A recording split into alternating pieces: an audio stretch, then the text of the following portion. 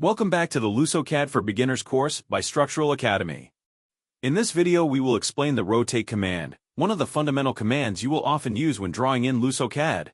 The command can be activated by clicking the icon in the ribbon or by typing RO in the command line.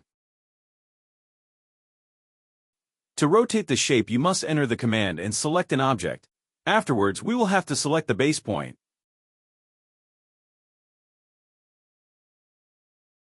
If we move the mouse, we will see that the object will freely rotate, but we won't see the precise angle of rotation.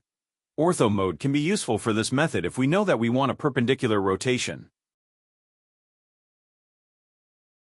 When we are in this mode, we can type the desired angle of rotation. For example, we input 135 with this object. And we check it was properly rotated.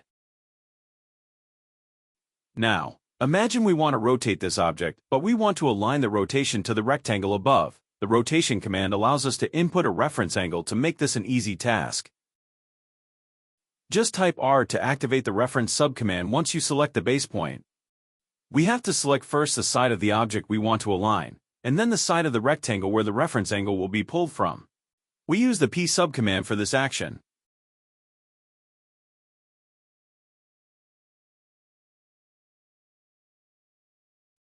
And we confirm that the angle is consistent. This was all for the rotation command. Keep watching the course to learn even more useful commands in LusoCAD.